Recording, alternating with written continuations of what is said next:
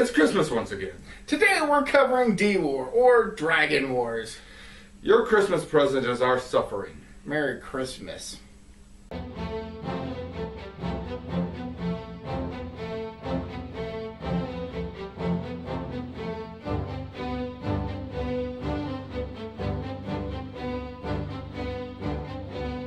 A narrator tells us that once every 500 years, a special girl can turn a serpent into a dragon, and good serpents are good and bad serpents are bad.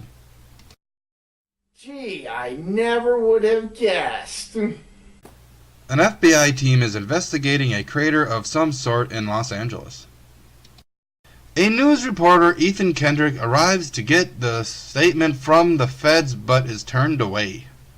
Ethan spots a scale being uncovered in the crater that he recognizes, then goes back to the office. Ethan has a flashback to 15 years ago when his dad tried to sell a dagger to an antiques dealer, Jack.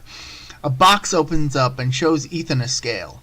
Spotting this, Jack fakes a heart condition to get his dad to leave, then tells the young boy about the scale that was in the box and the legend behind it. Why do I have the feeling that we don't care? Oh, come on, this is the best part. Unfortunately.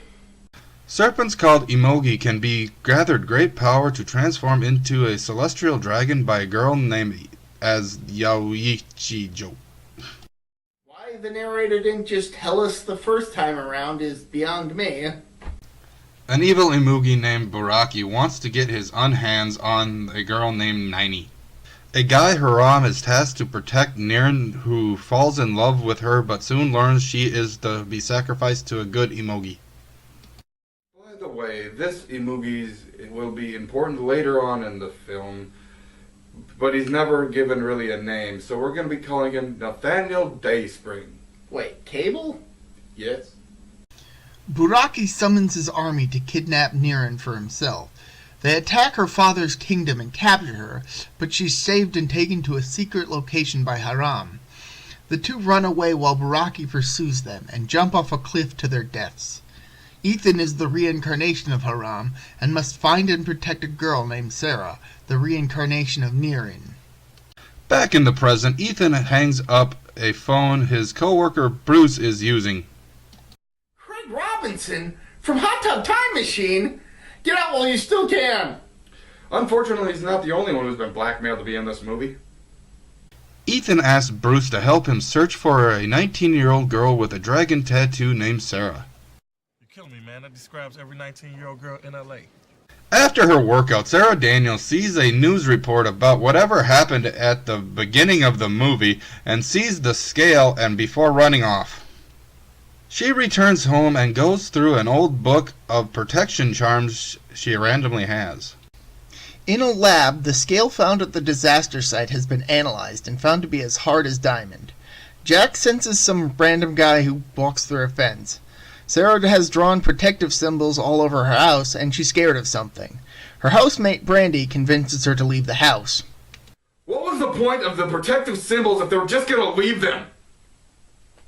They go out to a bar to hang out, but then Sarah leaves. Outside the bar, she encounters some guys who are up to no good, and Jack shows up to save her and then leaves. At a zoo, the zookeeper sees Buraki kill a elephant and run off scared. Then that random guy from earlier shows up and the scene ends. At the police station, Sarah tells the detective about what happened with Jack and the thugs when a reporter interrupts the conversation. Ethan goes to visit Jack and meets the random guy. We can't just keep calling this guy Random Guy. IMDb calls him Evil General. Really? Just Evil General? Well, it's better than nothing. Ethan turns to leave, then Evil General says something and disappears, leaving stuff to float around Jack's shop. Then Ethan wakes up in his office. The movie keeps shifting from scene to scene so quickly, I'm getting a bit of whiplash. I know it's trying to move the plot along, but the results in the pacing is being just awful. Give us some time to process what's happening instead of just rushing through everything. Ethan asks Bruce if he made any progress, but the guy can only narrow things down so far. Bruce chastises Ethan for believing a legend he heard over a decade ago. The reporter from the police station overhears their conversations and mentions that the Sarah he met and Ethan thinks it might be the girl he's looking for. So much for all the hard work Bruce did if the answer literally just falls in their lap. Back at the station, the zookeeper tells the officer from before about what he saw. I don't think they're gonna believe him. Well, I believe him. That's because we just watched it happen. Because it's a movie? The truth is out there. What? As she heads to her car in the parking lot, Sarah's car grows scales and she runs into Evil General, who tries to kill her. Then she wakes up and her dragon mark glows and she calls 911. Brandy tries to visit Sarah in the hospital, but the receptionist won't let her. Then Brandy's boyfriend shows up and then they leave. Back at the news office, Bruce and Ethan have compiled information about Sarah. Brandy packs some clothes for Sarah in her house with her boyfriend when they feel a tremor. Outside they find Buraki and run scared. They're stopped by Evil General and Brandy gets killed by Buraki. The next morning Sarah wakes up in the hospital and finds the door locked for some reason. After going over all the data, Ethan confirms that Sarah is the girl he's supposed to protect, then gets a call about a story at Sarah's home. Sarah is understandably upset about being locked in her hospital room. At Sarah's home, Ethan learns that Brandy was killed, then learns from a neighbor that Sarah's in the hospital. He and Bruce head to the hospital. At the hospital, Ethan learns that Sarah's under quarantine because of her dragon tattoo and he can't visit. Well, that's unfortunate. Better just pack up and head home. It was a bust, but, at least we had fun along the way. It's about the journey, not the destination. We still have about an hour left in the film. The zookeeper who saw Buraki is with a psychiatrist. Ethan meets a doctor who takes him to see Sarah. The two finally meet face to face. The zookeeper spots Buraki outside the window, but he's gone before the psychiatrist can see it. Okay, the scenes with this guy are the best in the entire film. Why isn't he the main character? Because he's nothing more than a running gag. Also, this is the last time we'll see him. Ethan and Sarah are talking when Buraki attacks the hospital. The doctor tells them to take the elevator instead of the stairs, and it turns out to be Jack in disguise. They get to the parking lot without any trouble, and Bruce helps them flee as Buraki gives chase. Then they hit Evil General with the vehicle, but he gets back up and tries to kidnap Sarah. Bruce tries shooting him, but he grows a shield to protect himself. Ethan tries to save Bruce, but he gets grabbed instead. Bruce steals Evil General's sword, but the blade retracts and Evil General just shoves him aside. Then Evil General gets hit by another car and Ethan and Sarah escape. Bored now. Some FBI guys who showed up earlier are looking for Sarah for some reason. Buraki summons his army to search for Sarah. The lady who picked up Ethan and Sarah turns out to be Jack, who disguised himself for some reason. Then the pair are on a beach as Ethan tells Sarah about what's going on. The Secretary of Defense meets with the FBI to discuss what's going on. Back with Sarah and Ethan, he suggests they go see an expert of dreams or something, and she kisses him. Back with the FBI, and an agent suggests that the creatures are targeting Sarah, and the Secretary of Defense orders them to find her. Soldier goes into a cave Buraki is in, but he chases them out. How did they know where to look? Buraki's army marches on the soldiers who are killed by Evil General. At the Dream Doctor's home, Sarah has visions of her dad and his funeral, followed by visions of her former life as Niram. She levitates above the couch until the doctor turns off the machine she's hooked up to. Then Buraki shows up, forcing them to flee, stealing a pizza delivery truck to do so. Hey, that guy had only one more delivery to go. It was going to a family whose son got an A on his test, and his father was going to award him with a pizza. Now he will never get this pizza. You heartless bastards! Ethan calls Bruce to call in a favor. The agents are still searching for Sarah. Ethan and Sarah meet Bruce at a cafe, who arranges for them to be given a lift in a helicopter so they can escape the city. Bruce gives Ethan a gun to protect himself. Jack shows up, tells Ethan to take Sarah to the Grand Cave instead of running away. Just as Ethan and Sarah are leaving, Buraki attacks the cafe. Once again, Bruce gives them a lift, but Buraki tosses a car into their path. Just as Buraki closes in on his prey, the police fire on the serpent, distracting him enough to allow the pair to escape. Evil General rallies Buraki's army, sending smaller dragons to search the city for Sarah.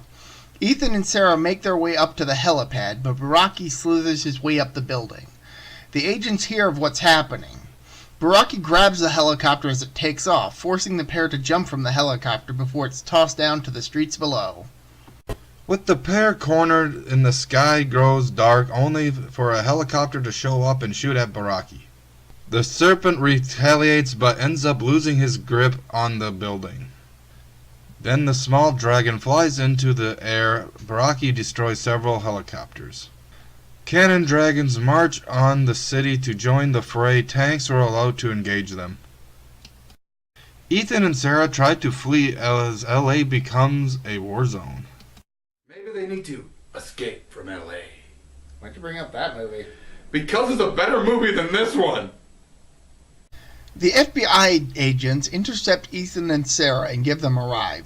More combat occurs. The agents take the pair to a warehouse, and one of the agents reveals his plan to kill Sarah to stop Buraki. Or you could just complete the prophecy instead of, passing the buck on to a future generation, you idiots. Ethan gets shot protecting Sarah, but the younger agent shoots the other to protect Sarah. Also, Ethan appears to be doing pretty good for a guy who was just shot. The younger agent gives them the car so they can fulfill the prophecy. Then they're suddenly driving through the countryside talking about destiny and that kind of sort of stuff. She then realizes it's her 20th birthday. Hey, at least something exciting happened on your 20th birthday. Nothing exciting ever happens on any of my 20th birthdays. Then a small dragon shows up to attack them, causing the car to flip, and Ethan is passed out. Ethan wakes up in a cave temple as Sarah is dragged to the altar, and Buraki plans to force Sarah into turning him into a dragon. Ethan's magic pendant glows, wiping out Buraki's army via Deus Ex Machina. That's just lazy writing. Evil General tries to kill Sarah, but Ethan, who's gotten free, saves her. Just as Evil General is about to kill Ethan, his sword touches the pendant, and he too is destroyed by Deus Ex Machina. Buraki is about to attack Sarah, then Nathaniel's Dayspring shows up to stop him. Where'd he come from? Like I said, Deus Ex Machina. Buraki and Nathaniel Dayspring fight each other, just barely justifying the title of the film. Buraki kills Nathaniel Dayspring. Sarah then offers herself up to Buraki, processing a ball of mystical energy. She then gives the ball to Nathaniel Dayspring. Buraki tries to kill Nathaniel Dayspring, but he becomes a celestial dragon, and after a drawn-out fight, kills Buraki by shooting a fireball down its throat. Sarah then turns into a ghost and goes to heaven with Nathaniel Dayspring. Then Jack shows up, also as a ghost, and then disappears, leaving Ethan all alone in the middle of nowhere. The end! That was Dior. Help us. This movie could have been good. The film's concept isn't terrible, but the breakneck pacing in the first half prevents the audience from absorbing what happens. So it's easy to get confused. It doesn't help that the two main characters of the film are given so little development outside of being reincarnations that they may as well be cardboard cutouts. The side characters are more interesting, but anyone else relating to the plot are bland and one-dimensional. The special effects are impressive, but they don't save the movie from its awful story. And somehow this movie is getting a sequel? Still can't wrap my head around that. We hope you enjoyed our suffering. Until next time, Merry Christmas, you filthy animals!